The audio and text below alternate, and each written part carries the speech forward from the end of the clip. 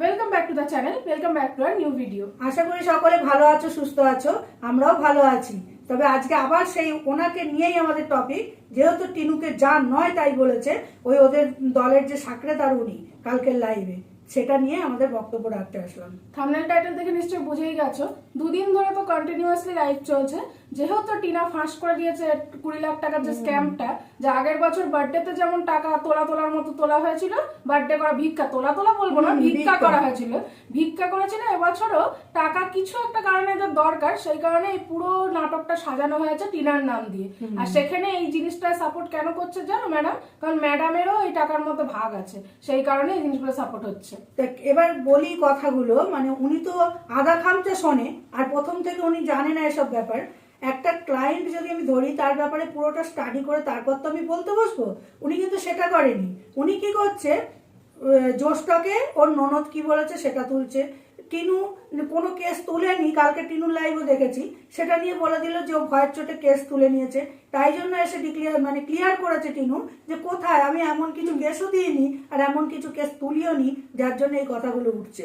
আর ও এটাও বলেছে যে আমার ননদ দিদিভাই সৌমালিদি, সে ওর ভাইকে সতর্ক করেছিল ওই মহিলাটির হাত থেকে বেঁচে থাকতে, তখন শোনেনি, তার জন্য আজকে এই পরিস্থিতিতে দাঁড়িয়েছে।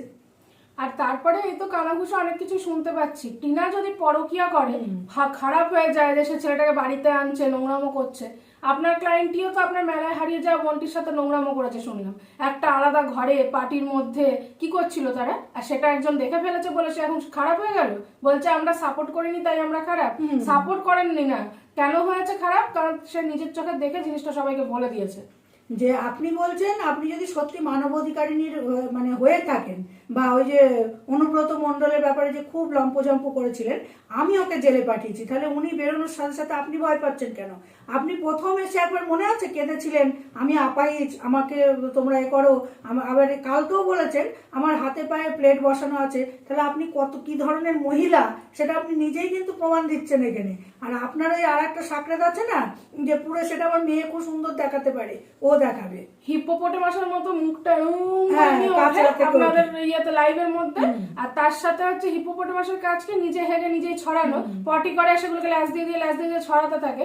আপনার ওই সাকরেতটিও তাই করে, হিপোপটেমাসের মতো বডি, সে আবার টিনার গত নিয়ে কথা বলে। যে কালকে একজন ভিউয়ার্স ভালো কথা বলেছে উঠে, যে ওনার ভিডিও ভালো লাগে কিন্তু মুখের ভাষাটা একটু সংযত করতে বলুন।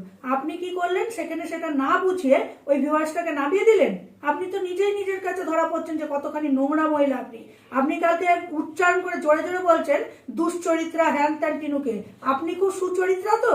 আপনি যে বর্ধমানে থাকেন, ওখানে আমাদেরও আত্মীয় স্বজন থাকে, আপনার ব্যাপারে অনেক জানকারি আমাদের হাতে এসছে। আপনি যেমন বলছেন না সেবক দাদার কল রেকর্ডিং দেবো, শিগগিরই ছাড়বো, আমরাও ছাড়বো। আপনার ব্যাপারে অনেক তথ্য এসছে আমাদের হাতে। এমনকি ওই যে মুর্শিদাবাদে থাকে আপনার যে সাকরেতটি, মেয়ে দেখালো কিভাবে ওঠে, ওর ব্যাপারেও আছে।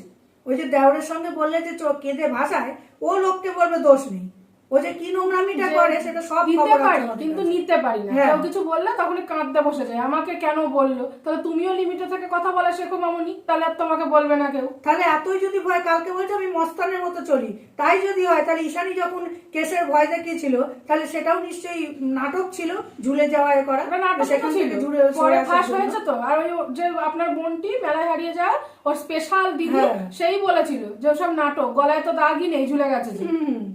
তারা আবার পীড়িত করে নেয় ভেতর ভেতর। কি সুন্দর না এরা, একবার নিজেরাই নিজেদের মধ্যে ঝগড়া করে, আবার পীড়িত করে নেয়। যে টিনু কালকেও বলেছে, এটা আপনার বিশেষ করে আপনার বোঝা উচিত ছিল, যে যেহেতু আপনার কথা শোনেনি তাই আপনি রাগের বশে ওকে যা মুখে আসছে তাই বলছেন। আপনি বুকে হাত দিয়ে বলুন তো, যে টিনা যেটা করেছে, যে লিগাল প্রসেস এগোচ্ছে, এটাই কিন্তু ঠিক। আপনাদের চুনোপুটিতে ধরবে কেন? আর ওই যে ছেলেটি ধরেছে ওর হাজবেন্ড, ও পুরো নিঃস্ব হতে বসবে, দেখবেন। ওই যে বলছেন না যে কেস যখন সলভ হয় না, আমরা গিয়ে ঢুকি, আমরা সলভ করি, আপনারা সলভ করেন না, জিনিসটাকে আরো ঘোটালা পাকিয়ে দেন, কমপ্লিকেশন বাড়িয়ে দেন সেই কেসে।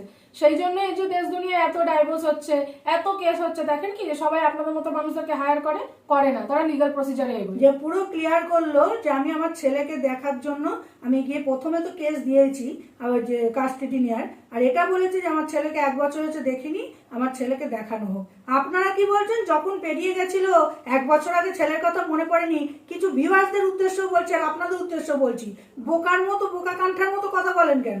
একটা লিগাল প্রসেস চলছে, যখন ওর সঙ্গে এই জিনিসটা হয়েছে ওর ছেলে আনতে গেলে দিত নাকি আপনারা এসব ইয়েতে পড়েননি কোনোদিন? এই যে বসিরহাট কোর্ট থেকে যে অ্যাপ্রুভ করেছে, বাচ্চাটা কি জানে যে মা মারা গেছে, তাকে এমন ভাবে বোঝানো হয়েছে। এখন এত 1-1.5 বছর পরে যখন মাকে সে দেখবে, আপনারা ভাবুন তো যে বাচ্চাটার উপরে কি প্রেশারটা পড়বে। ও চিনতেই পারবে না যেটা কি, হ্যাঁ, যে কারণ একটু বড় হয়েছে, তখন আরো ছোট ছিল। আর আপনারা বলছেন না ঠাকুমা দাদুর কাছে ভালো আছে, ঠাকুমা দাদুকেই চায়, ভালো আছে না, তারা ওকে সমানে বাচ্চা মানুষ তো এটা ওটা সেটা দিয়ে ভুলিয়ে রেখেছে। মায়ের আদর কেউ দিতে পারে না, তাহলে সবাই পারতো। যে ওই যে খুব গাউনি দেয় যে বুকের দুধ এখনো ছাড়েনি, তোরা গিয়ে খাওয়া না, গেছিল তো অনেকেই, গিয়ে তারা পর্যন্ত বলেছে তোমার মা আছে, তোমার মা কোথায়, চলো মায়ের কাছে নিয়ে যাবো। কিমা গিয়ে চাপটা চাপটি করলে ওইটুকু বাচ্চা বোঝে যে এত নোংরা মহিলা, তাই জন্য সরে যেত। কই কিমা পারেনি তো বুকের দুধ খাওয়াতে, ব্রেস্ট ফিডিং করাতে, কারণ কিমাকে ওই বাচ্চা পছন্দই করে না। কারণ ওর যখন এত শরীরের খিদে, নিশ্চয় ওখান দিয়ে দুধটাও বেরোয়। এটা বলতে বাধ্য হলাম, কারণ এই বয়সে যার মাথায় পাকা চুল কালো করতে হয়, যার দাঁত পড়ে গেছে, তারপরেও তার এত নেশা, সে নেশা টন্ডিপকে ছাড়ে না, কাজলকে ছাড়ে না, তাহলে ওটুকুনি বাচ্চাকেও তো ছাড়বে। আর আপনারা ভিউয়ার্সরা কিছু কিছু কি বলে, সংসারটা করেছে ও, তার মানে আপনারা সাপোর্ট করছেন যে সংসারটা পরের সাথে করো, হাজবেন্ডকেও চিট করো, আবার বাইরেও আরেকজনের সাথে, একজন না 10 জনের সাথে প্রেম করো, কিন্তু সংসারে টিকে থাকলে তুমি ভালো, এটাকে আপনারা সাপোর্ট করছেন। তার মানে যে কারণ ভিউয়ার্সরাও জানে, যখন ওই টন্ডিপের সাথে ধরাটা পড়ে গেছিল, কাজলকে সামলানোর জন্য সমুদ্র পাড়ে তাকে ছুটতে হয়েছিল। যে আপনারা এত বোকা কেন? এই যে টাকাগুলো আপনারা এদেরকে দান করছেন, সেটা না করে গরিব বাচ্চা যারা খেতে পাচ্ছে না, স্কুলে পড়তে পারছে না, তাদেরকে হেল্প করুন না, তাহলে তো অনেক কাজে দেবে। এরা তো স্ক্যাম করছে। শুনুন ভিউয়ার্স, কিছু কিছু আপনাদের বলছি, যারা বোকার মতো গিয়ে লিখে আসেন যে কেন ওর ছেলের বার্থডে হিসেবে দিয়েছি, আপনাদের বলি, ওই ছেলেটি মানে টন্ডিপ প্রথমে বলছিল আমি লাখপতি, লাখপতি যদি হবে, এদিকে তার ওই পাতানো দিদিটি কি বলছে, ও বলেছিল নেব না, আমরা বুঝিয়ে বলেছি যে ভিউয়ার্সরা তোর বাচ্চাকে ভালোবাসে দিচ্ছে, সেখানেও ছেলেটির বলা উচিত ছিল যে না, আমার ছেলেকে আমি ওইভাবে বিক্রি করব না, ছেলে আমার, তোমরা আসো, তোমরা আনন্দ করো, কেক কাটিং করো, চলে যাও, এটুকুনি আমি প্রশ্রয় দিতে পারি। গিফটের মধ্যে সফট টয়েস আছে, কার্স আছে, অনেক কিছু বাচ্চাদের গিফট দেওয়া যায়, সেগুলো দিক। যে সেখানে আপনারা বলুন, কোথায় ইলিশ মাছের খরচা কেউ তুলছে, কেউ খাট দিচ্ছে, কেউ আলমারি দিচ্ছে, তাহলে তো এখানে ওকে বলবেই ভিখারি। যে আদার্স যারা ভিখারির মতো বসে থাকে রাস্তায়, এই জল রোদ বৃষ্টিতে পুড়ে ভিজে মরে, তাদের জন্য আপনাদের প্রাণ কাঁদে না, মন কাঁদে না? তাদেরকে একদিন ইলিশ মাছ খাওয়ান, কেক খাওয়ান, বা তাদের জন্য একদিনের হলেও একটুখানি মিলের ব্যবস্থা করুন, দেখবেন তারা খুব আনন্দ পাবে। তাদের আশীর্বাদটা পাবেন আপনারা, অকারণ ওই সব মানুষকে উপরে। ওই বাচ্চাটিও কৃষাণুও বড় হয়ে যখন বাবার ভিডিও দেখবে, বলবে বাবা তোমার নিজের ক্ষমতা ছিল না আমাকে ইলিশ মাছ খাওয়ানো, যে লোকের কাছ থেকে ধার করেছিলে, হাত পেতে ভিক্ষা করেছিলে, ধার তো বলবো না, ভিক্ষা করেছিলে। যে কারণ টিনু কিন্তু সেটা করেনি, টিনুকে অনবরত শোনানো হয়েছে 1 বছর আগে যখন ছেলের বার্থডেতে ও কমিউনিটি দেয়নি, সেখানেও আপনারা বলেছেন কি মা রে বাবা, মা যে জিনিসটা ফেস করে আসছে না, সে মাটাই জানে, সেটা আর কেউ ফেস করেনি, সেই জন্য তারা এত বড় বড় কথা বলছে। তাই সে বলেছে যে আমি লিগাল প্রসেসে এগোচ্ছি, 1 বছর পরে আমি আরেকটা কেস করেছি, আমার ছেলেকে আমি দেখতে চাই, ছেলেকে আমাকে দেখানো। একটা শাশুড়ি যদি গ্যাসে মুখ পুড়িয়ে দেওয়ার কথা বলে, একটা হাজবেন্ড যদি রেগুলার ড্রিঙ্ক করে এসে ওয়াইফকে পেটায়, সেই মেয়েটা সেই বাড়িতে থাকতে পারে কি? 5 বছর হোক 10 বছর হোক, অশান্তি সহ্য করে, এত অত্যাচার সহ্য করে কোনো মানুষ টিকতে পারে না।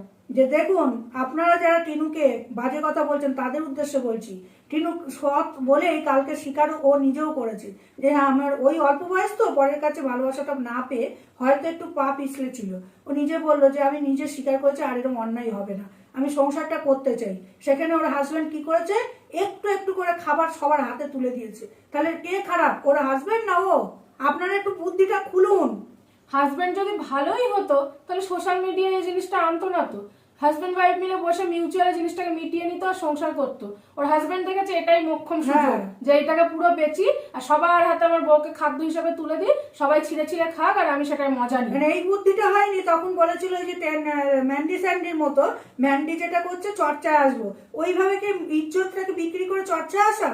কই তাহলে স্যান্ডি তো কই পারেনি ওর বউকে সবার হাতে ওইভাবে বেচতে। উল্টো আবারও বউয়ের হাতটা ধরে বউকে নিজের বুকে টেনে নিয়েছে, যে বউকে নিয়ে এখন সংসারটা করছে, ওকে বুঝিয়েছে, এমনকি ডক্টর পর্যন্ত দেখিয়েছে যদি ওর কোনো প্রবলেম হয়ে থাকে ডক্টর দেখানোর জন্য।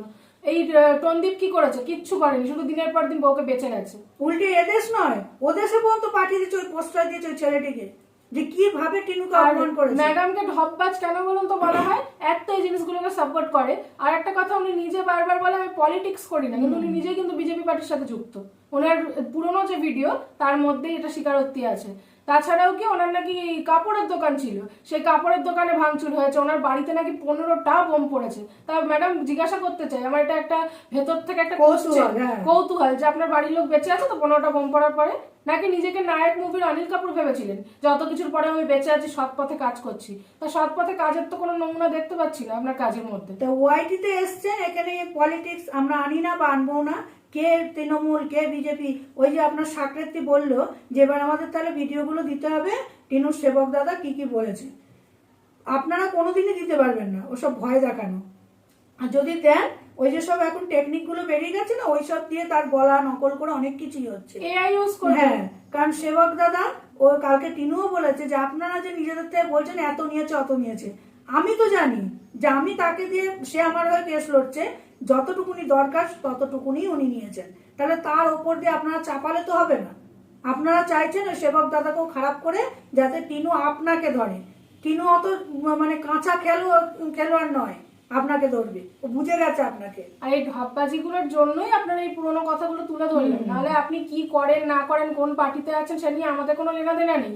আপনি একটা বলে না, আমরা এই যে দেশের নাগরিক, আমাদের একটা অধিকার আছে, আমরা যে কোনো পার্টিকে সাপোর্ট করতে পারি, যে কোনো কিছু নিজেদের ইচ্ছা করতে পারি, তো সেটা নিয়ে আমাদের কোনো কোশ্চেন নেই। কিন্তু ঢপবাজিগুলো বন্ধ করুন, মিথ্যে কথা বলা বন্ধ করুন। যত আপনারা মিথ্যে বলবেন তত আমরা কিন্তু মিথ্যে নয়, আমাদের কাছে অলরেডি এসছে জিনিসগুলো। কারণ আমরাও তো এই ওয়াইটিতে কাজ করছি, আমাদের বক্তব্য শুনে এমনকি সুইডেন থেকে পর্যন্ত আমাদের ভালো ভালো কমেন্ট করে গেছে।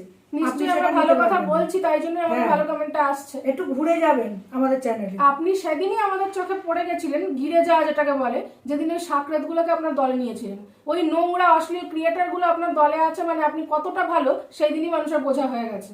তা শুনুন, অযথা টিনুর পেছনে না লেগে কি করে সংসারটাকে দুজনকে এক করা যায় সেটা যদি করতে পারেন তাহলে বুঝবো যে আপনি মানব অধিকারিনী। ওই যে বললেন না ভয়ের চোটে, আপনি ভিউয়ার্সদের বলবেন যে কদিন শুয়েছিস, আর আপনাকে এই আমাদের তরফ থেকে বলেছি বলে আপনি কালকে ক্লিয়ারিফিকেশন দিলেন, কৃষ্ণনগরে এসে ওকে নামিয়ে দিয়েছি গাড়ি থেকে, সেটা তো কেউ দেখেনি যে নামিয়েছেন কেউ বাড়িতে গিয়ে শুয়েছেন। তাহলে তো এই যে টিনার ব্যাপারে এত কথা বলেন, টিনা তো নিশ্চয়ই এখানে এসে সোশ্যাল মিডিয়াতে দেখায় নিজের বাড়িতে কে আসছে না আসছে, তাহলে কোথা থেকে বলছেন কথাগুলো? আর আপনি লোককে বাঁদরমুখী বলেন, আপনার মুখটা কি খুব সুন্দর? আপনি তো এরকম করে বসে থাকেন, বাঁদরমুখীটা তো আপনি নিজে।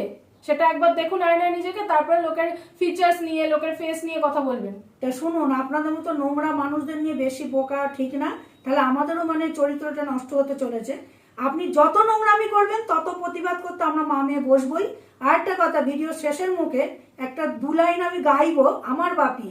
আবার বাপি বললে আপনার গায়ে লাগে, কারণ আপনি আপনার সম্পর্কে শুনেছি বাপের বাড়ি শ্বশুর বাড়িতে সম্মান পাননি, তাই আপনার এত ক্ষোভ।